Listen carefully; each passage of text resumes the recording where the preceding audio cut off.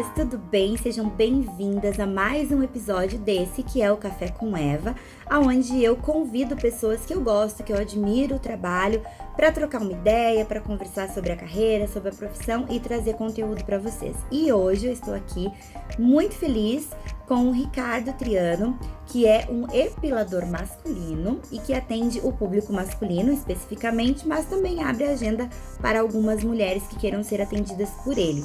E aí a gente vai conversar um pouco também sobre esse universo da epilação masculina, sobre como é ser um epilador masculino num universo que é totalmente dominado pelas mulheres, né? E trazendo um pouquinho dessa experiência dele pra vocês. Lembrando que este vídeo é pra ser uma conversa, então ele é mais corridinho. Então perdoem os erros, as falhinhas que tiverem e foquem aqui no conteúdo que foi desenvolvido pra vocês, tá bem? Ricardo, seja muito bem-vindo. Obrigado. Muito obrigada por ter aceitado o meu convite, por ter aberto a tua agenda aqui pra ficar esse tempinho com a gente, tá? Seja muito bem-vindo, obrigada por ter aceitado. Obrigado, eu que agradeço o convite, é um prazer estar com você, uma honra principalmente porque eu acompanho a Eva já há um tempão, assisti muitas aulas com ela, muitos vídeos com ela, então hoje estou me sentindo honrado. Obrigado pelo convite. Obrigada, imagina. Então vamos lá, Ricardo, tem café mesmo, real, viu, gente? A gente até teve uma conversazinha prévia aqui para eu entender melhor o que o Ricardo faz e a história dele é muito bacana. Como é que você veio parar na epilação? Na realidade, tudo começou há aproximadamente 4 anos atrás. Eu trabalhava numa empresa do segmento educacional, do segmento de informática, né? E essa empresa passou por um momento muito difícil, inclusive pela crise que o país passou, e os funcionários foram muito afetados. Eu, inclusive, fui um deles. Então, devido à dificuldade financeira que eu passava na época, a epilação veio como uma segunda renda. É uma forma de pagar algumas dívidas, cumprir com alguns compromissos que estavam em atraso. Então, foi meio que uma válvula de escape. E aí, você estava me contando que foi tua mãe que te colocou nesse mercado, né? Porque quando o Ricardo começou a me contar, eu fiquei pensando, tá, mas em que momento, ele tava me contando essa parte, né, das dificuldades e quem nunca, né? E eu fiquei pensando o tempo todo em que momento ele pensou na epilação. E aí, quando você me contou que a sua mãe é da área, né? Sim. Legal. Sim. E ela é epiladora, ou ela é esteticista, cabeleireira, é tudo? Esteticista e epiladora. E aí ela te trouxe pra esse universo? Foi. Ela trabalha com o público feminino e me mostrou um nicho de mercado, uma oportunidade onde muitos homens procuravam o serviço de epilação, mas muitos estabelecimentos não oferecem, até porque muitas profissionais ainda não se sentem à vontade para atender o público masculino. E aí, devido a essa necessidade financeira que eu passava na época, ela foi a pessoa que me instruiu, me orientou, me ensinou as primeiras técnicas, e a partir daí eu fui buscar a especialização, fui me profissionalizar para poder entrar no segmento. Mas essa profissionalização veio depois que você viu que dava para ganhar dinheiro fazendo epilação, né? Não foi uma coisa, aprendi, é legal, então eu vou me profissionalizar. Até porque, como você falou, você tava endividado e a gente sabe que tem um investimento, né, para fazer cursos. Como é que foi antes dessa especialização? Como é que você começou a atender? Foi no salão da sua mãe no primeiro momento? Exatamente. Eu passei alguns dias com ela lá no espaço de atendimento dela, ela me ensinando a teoria e a prática. Fiz alguns atendimentos lá e com esse conhecimento que ela me transferiu inicialmente, eu comecei a atender na minha casa. Legal. Então eu ganhei Isso de é presente. ótimo, porque nós todas começamos assim. Sim. Epiladoras sempre começam em casa. Na realidade, eu fiquei atendendo em casa durante quase 2 anos. Né? É o tempo. Fazer uma carteira, né? As coisas começarem a melhorar. Sim. E aí eu lembro como se fosse hoje. Ela me deu uma termoceira, me deu um aquecedor de refil de Rolon, um kit para iniciar. E falou, agora É com você, vamos Agora trabalhar. vai. É muito coisa de mãe isso, muito né? coisa de mãe. Gente, é muito coisa de mãe. E o início foi assim, eu comecei atendendo em casa, fiz algumas postagens nas redes sociais, divulguei bastante no Facebook, na época que era muito forte. Você me falou do OLX, né? OLX. Que são essas empresas que fazem anúncios. Eu lembro do Que Barato. Você lembra do Que Barato? Lembro do Que Barato. Eu anunciava muito no Que Barato. A epilação com linha. Nossa, muita aluna pra mim veio do Que Barato. Impressionante. E aí você fez esses anúncios em vários... Você pulverizou a tua informação, né? Você não ficou só numa mídia social. Você saiu se distribuindo nas redes sociais e nos sites de anúncios. Inicialmente eu trabalhei muito com Facebook, com a OLX e fiz a divulgação também em cartões de visita. Fui numa gráfica, mandei fazer um cartão com telefone, com serviço, e eu mesmo saía distribuindo esse cartão no meu bairro, nos estabelecimentos, nas academias, em lojas. Academia é ótimo, né? Exatamente. É um público super vaidoso. Totalmente. E aí eu comecei divulgando dessa forma e foi muito positivo. Claro que o que nos dá segurança e nos dá experiência é a prática do atendimento. Mesmo com conhecimento de principiante, de iniciante, eu precisava muito trabalhar, precisava muito dessa segunda fonte de renda.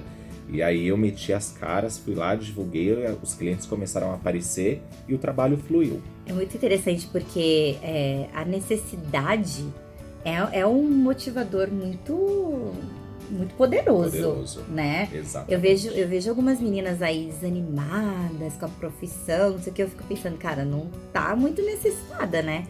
Porque, gente, é sério, se você tem boleto pra vencer, você tem que fazer dar certo.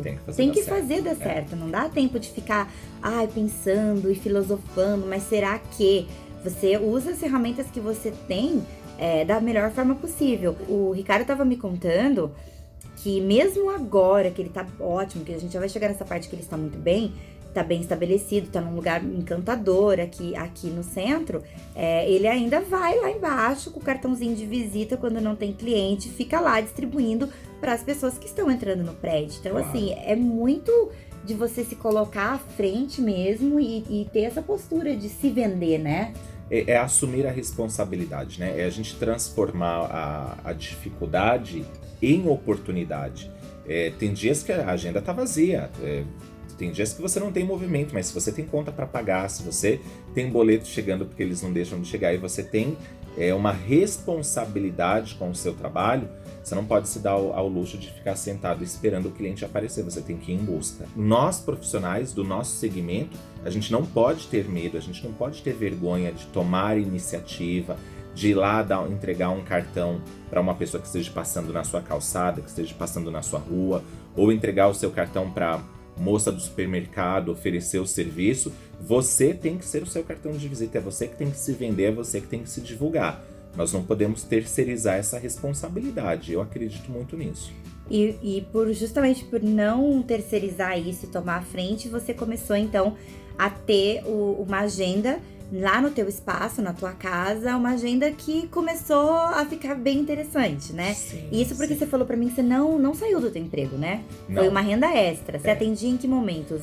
Naquele período eu atendia após as 18 horas, que era quando eu chegava do trabalho. Até que horas? Até as 22, 22h30. Menino! Dormia super pouco, né? Mas é como nós dissemos no início, é a necessidade, né? Sim. Precisava muito, a minha renda não era compatível com as minhas despesas naquela época, então eu atendia sempre à noite e aos finais de semana, sábados, domingos, Não feriados. tinha dia nessa época. Não tinha dia. Todo dia a dia. Sim. E aí, esses clientes começaram a vir, começaram a gostar e remarcar, e voltar. Sim, o mais bacana é a prova de fogo, né? Será que ele volta? Fez a primeira, será que volta? E aí, quando o cliente começou a voltar, eu comecei a ter uma segurança maior, uma certeza de que o trabalho estava sendo bem feito, porque se voltou é porque gostou do serviço, né? Sim, com certeza. Quando foi que você tomou a decisão ou percebeu que você estava, que o que você estava fazendo financeiramente estava interessante a ponto de você sair do teu trabalho e se dedicar exclusivamente à epilação? Eu fiquei durante um período, né, conciliando o meu antigo trabalho com a epilação e todo mês eu fazia o meu cálculo do que tinha entrado, qual era a minha, do que eu tinha gastado de produto, qual era a minha despesa e qual era o meu lucro. E aí, durante alguns meses, eu percebi que o meu lucro já estava sendo maior do que o salário que eu ganhava na empresa na época. E aí, algumas noites pensando, antes de dormir, com a cabeça no travesseiro, vinham alguns pensamentos na cabeça. Se trabalhando só à noite, final de semana, a minha renda com a epilação já é maior que o meu salário na empresa, e se eu me doar integralmente, 100% a essa nova profissão? E aí, eu sou uma pessoa que eu gosto de ousar, eu gosto de correr riscos, e eu já estava encantado com o trabalho na epilação. Não trabalhava em excesso, né, porque trabalhava uma quantidade de horas pequenas. Sim. Com uma renda positiva, né, porque trabalhando só de final de semana e período noturno, essa renda era uma renda boa. Eu resolvi abrir mão do outro trabalho e me dedicar só à epilação. Quando você começou a falar, me veio duas perguntas que eu queria te fazer. Uma, você logo de início decidiu que seria o público masculino que você atenderia, que seria o teu negócio? Na realidade, nós fizemos um teste, né, lá no espaço de atendimento da minha mãe. Nós fizemos algumas divulgações nos primeiros dias lá. O público feminino não quis fazer depilação comigo. Mulherada. Mas essa mulherada começou a agendar para os maridos. Então tiveram alguns maridos, alguns namorados, alguns irmãos que foram se depilar.